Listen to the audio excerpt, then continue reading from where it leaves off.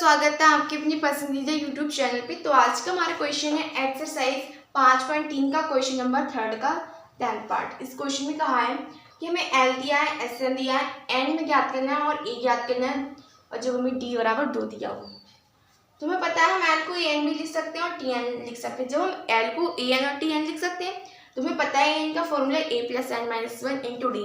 जो हमें दिया हुआ होता है हम उसी का फॉर्मूला लगाते हैं। हमें एल दिया है तो हमने एल का लगा दिया A plus N minus 1 into D. अब इसमें खाली हमें वैल्यू को पुट करना है। तो हमें ए ज्ञात करना है तो a h t plus N minus 1 h t, d की वैल्यू हमें पता है वो हमारी 2 एल बराबर 4।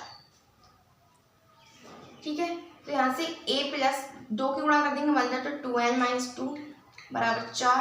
तो यहाँ से ए बराबर 4, इधर हमारे प्लस के 2 हैं, माइनस के 2 हैं, उधर जाएंगे तो हमारे प्लस के 2, ये हमारे प्लस के 2n है, उधर जाएंगे तो माइनस के 2n। तो a बराबर 6 माइनस 2n। अब हम एस एन का फॉर्मूला लगाएंगे जो हमें पता है एस एन बराबर n by 2 a plus n. जो हमें एल दिया है तो अंतिम पद, अंतिम पद का ही लगाएंगे फॉर्मूला। एस एन का वैल्यू है हमारा माइनस का 14 बराबर एन बाई 2 में ज्ञात करना है, यानी कि एन में ज्ञात करना है, तो इसलिए N by 2 as it is. A की value 6 minus 2n plus L की वैल्यू है हमारी 4, यहाँ से माइनस की 14 H T N by 2 H T 6 4 10 minus 2n। इधर से हम 2 कॉमन लेंगे अंदर से, तो n by 2 H T into 2। यहाँ से जब 2 कॉमन लेंगे तो बचेगा 5 माइनस n। जब हम 2 के गुणा 5 में करेंगे तब हमें 10 मिलेगा, 2 के गुणा हम n में करेंगे तो माइनस की 2 मिलेगा।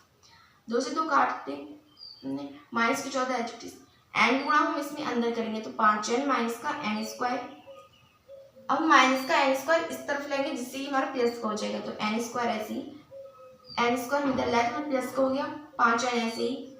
जब माइनस की 14 इधर है तो उधर जाएंगे बराबर की उस तरफ, तो मार जाएंगे प्लस की 14।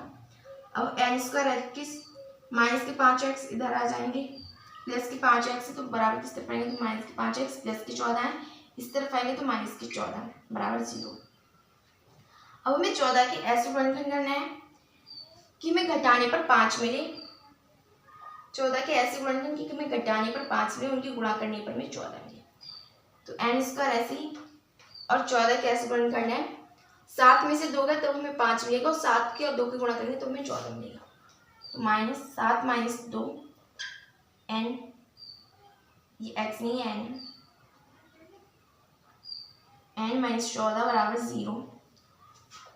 तो यहाँ से एन स्क्वायर माइनस 7n, इधर से माइनस गुणा करेंगे उधर से माइनस गुणा करेंगे, तो माइनस के 7n minus minus plus, plus के 2n माइनस के 14 बराबर 0।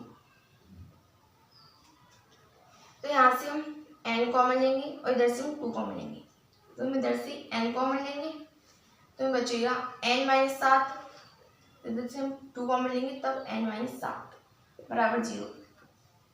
ये 2 बार है यानी कि इनको हम कॉमन ले सकते हैं, तो n माइनस 7 और n प्लस 2 बराबर 0। एक बार हम n माइनस 7 बराबर 0 रखेंगे जिससे हमें n की वैल्यू पॉजिटिव में 7 मिलेगी। एक बार हम n प्लस 2 बराबर 0 रखेंगे, n की वैल्यू में निगेटिव में मिलेगी -2। जब हमने कहा है कि हमें जो कोई वैल्यू निगेटिव मिलती है वो मान्य नहीं होती, वो अमान्य होती है। हमें पॉजिटिव की वैल्यू को लेना है, n की ये वैल्यू हमारी करेक्ट है, इसको ही मिलेंगे। तो हमें n की वैल्यू तो 7 मिली।